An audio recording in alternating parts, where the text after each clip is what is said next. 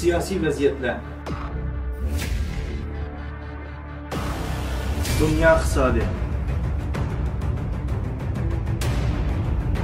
fen texnika, biz Sultan ekranında.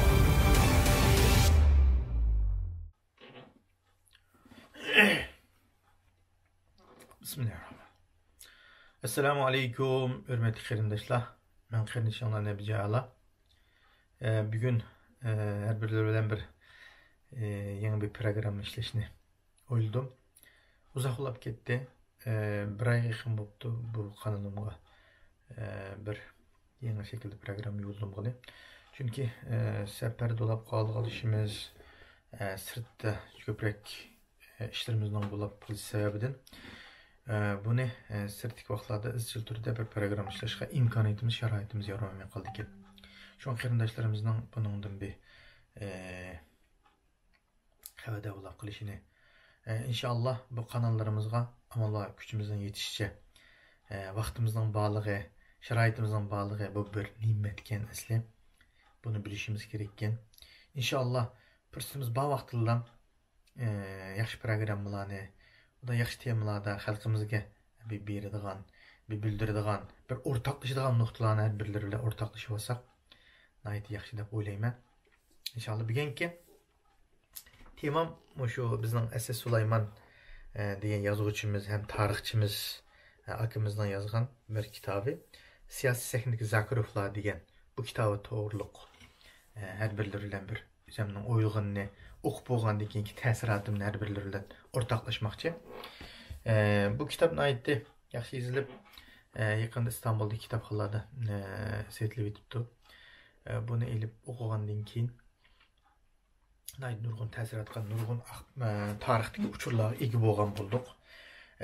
Her bir Uyg'urning imkoniyati yetgan sharoiti bo'lganligining bu kitobdan birini elib bir o'qib chiqsa naytda yaxshi ekan. Bundan keyingi bizning ichki jumhuriyatimizdagi shohid bo'lgan ba'zi bir insonlarningki qandaq xizmatlarni qilgan, nima ishlarni qilgan, Xitoyga qandaq shaklda ilinib qolgan bir shakldagi harakatlari dalil pokitliq naytda etrafliq so'zlangan ekan. Bunun uchun menimda bundan keyingi bunun kitobdagi asosliq bo'lgan shu Abdullah Zakirovningki shu bizning ikkinchi qitimliq jumhuriyatimizni ag'dirib Xitoyga taslim qilishi, uningdan burilib bu Toshkentga o'qishga chiqqanda 3-qarorning ichida Rossiyaningki jasusluqqa tanlanib u yerda xizmatga qo'yilganligi, uningdan keyin bizning Sharq Turkiston Cumhuriyetimizning ichida huquq tutganligi va shu tutish jarayonida Sovet tarafga har xil uchurlarni ta'minlaganligi, hisobda jasus bo'lib tayinlanib bo'lgan, hattoki undan jasuslik qilishning bir ig'ir bilmaydigan bir xizmat deb bunday ideologiyasi yetilib bo'lganligi. Keyin andan keyin bu bizning her qaysi kuchlarning Sharq Turkistonning ikkinchi jumhuriyatimizni ag'dirib tashlab, undan keyingi Abdumrayillik ma'rif nazoratining noziri bo'lgan va o'zining ikki muavin rais bo'lish jarayonida shunga chiqish uchun hattoki huquq talashish, hasadxo'rligi, munofiqligi qatorliq shaklda qo'sh shaklda hosil bo'lgan bir inson ekan. Bunun balasımı mana bugungi kunda Shuhrat Zokir 2014-yili Qo'rchoq rais bo'lgandan keyin bu Qo'rchoq raisligida anandan keyin qanday qildi deganda bu jazo lagerining berpo bo'lishi va shuning o'xshagan nurg'un insonlarimizning tutqun bo'lishi, nurg'un yozuvchilarimiz, nurg'un o'limalarimiz, nurg'un isil sodiga va har qaysi shakldagi bizning avangard insanlarımızdan her qaysi hadis bugünün Xitoyning zulmüne uçurmagan, Xitoyning zulmüne uçurashda asosli xizmat ko'rsatayotgan, xizmat ko'rsatganlar mana shu. Nurbekir xizmat ko'rsatganda Nurbekir shuning o'xshashlarniki aqib aytganda oldi 79 million Xitoyning puliga xiyonat qildi deb uni muddasiz qamoqqa hukm qilib etdi. Demak, men o'ttirdi. Shuhrat Zokir Ülüdü, üttürüydü. Dadısını qanda üttegen bolsa Xitaylar aşta üttürüydü. Dadısını ayna 29 şu meşhur inqilabçı kişilerimiz bilen birle çıkıp gecede 74-nji yılı. A29'nun hem 28'nin gorunu üzgü kolutup aşağıda etip üttürüp onun debne kılıp etip magoyunu vurup Abdullah Zakir degeni aş palat kılıp qol tutuşlamaydigan gep qılanmaydigan holatda uyga tashlab bergan 15 kundan keyin o'lgan gep xitmi yozolmay nima hech nimani gapini muhtaramay mishta o'lgan gep bu demakchi o'g'limiz bu yerda qarindoshlar mana bu shunday Xitoyga sodiq ishlagan g'alchi o'g'on o'zining g'azatxo'rligi o'zining manfaati o'zining Xitoyga yoki bo'lmasa shu Sovet ittifoqiga sodiqligi bilan qilgan xizmatlarining natijasi nima bo'ldi deganda hayatım xarlıqda ötdi, ahırda xarlıqda öldü.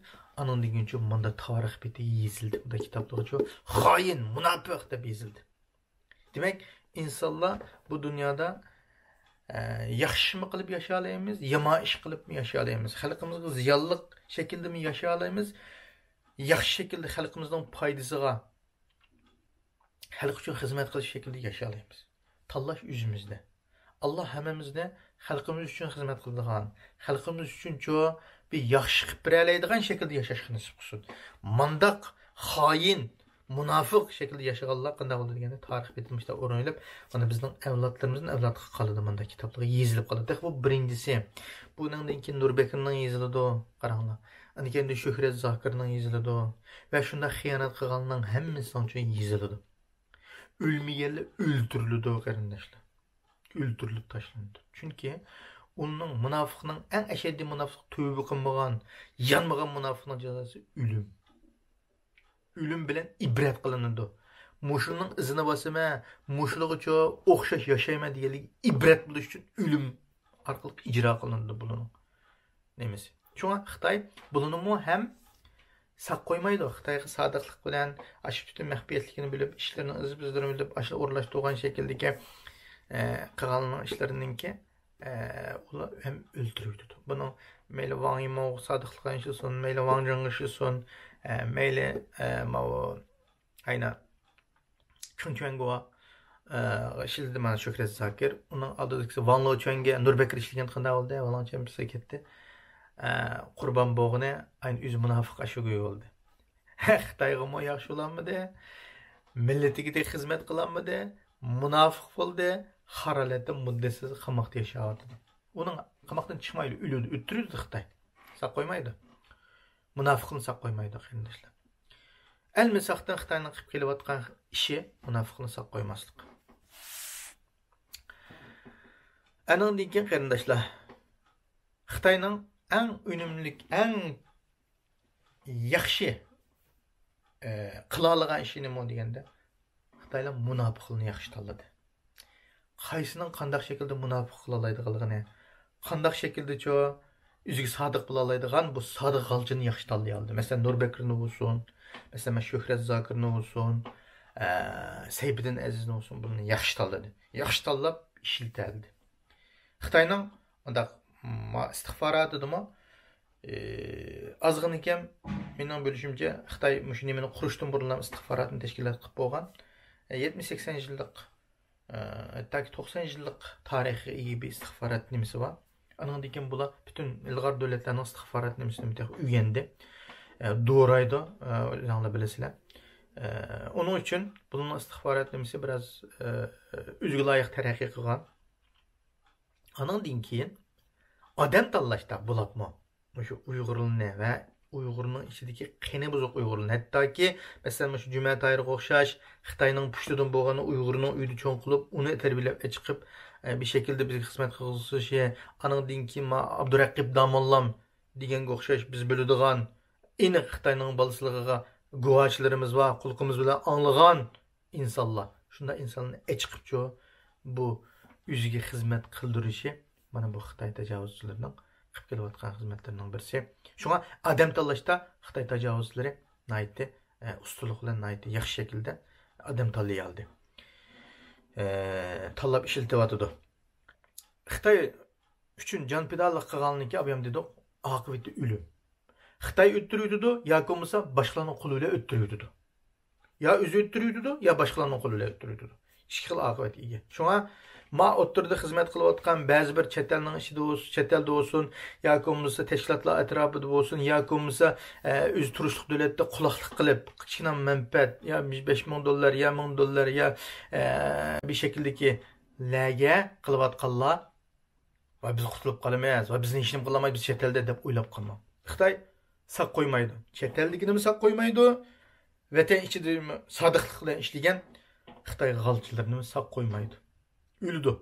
Ölgüçü yaşaolay degan deydi, ama ölüş bilan ketmaydi. Uning avlodlari qoladi, uning ziyni, anandikin tarix betiga yoziladi, mana kitoblarga xotira qoldirildi, anandikin tamg'i besiladi, anandikin bu dunyoda mı qiyomatga sazoyi qilinadi, u dunyoda texa mangulik azobini tatidi. Shuning uchun buning uchun Xitoyga sodiqlik bilan xizmat qilib qilayotganning chekini şu var degende bak. O bo'lsin tövbe qilish ve qilmishini jamoatga oshkorlash yoki o'zining yaqin atrofiga oshkor, uning qo'l uzish. Qo'l uzib Xitoy bilan zodi nima qilgandan keyin uning amaliy ifodasi qarta kechirim qilishga shu yerga jamoat qaror berdi deb o'ylayman. Ama uninliklar ulab ketib qolsangiz, mavi shu unsiz unini chiqarmay, o'zini boshqamay o'lgan degan nom bilan ketasiz bir. Anandan keyin avlodlaringiz qoladi ishki. Andan keyin oshkorlanmaydi, meni hech kim bilmaydi demang. Ma ishlatayotgan telefoningiz, qilayotgan gapingiz, o'tirib qo'ygan yeringiz hammasi hech qancha sir emas. Sir emas. Hamma narsa oshkorlanib ketadi. Alloh taolamo o'zining millatini, o'zining diniga, o'zining vataniga, o'zining xalqiga ziyon kashlik qilganini oshkorlaydi. Boshqalaydi. Shuning uchun mushundan bir ibrat olsak degan mazilda bu programmani ishildim qarindoshlar. Vaqt munosabati bilan mushunchalik so'zlashni loyiq topdim. Agar keyingi programmalarimizda texim yaxshi shaklda bir har birlar bilan yig'in programmani o'rtoqlashimiz, hammaning solih duo qilib qo'yishini, shuning bilan birga programmamizga a'zo bo'lishinglarni, kanalimizga qo'llab qo'yishinglarni umid qilaman. Rahmat. Allohga topshirdim. Allohu akbar.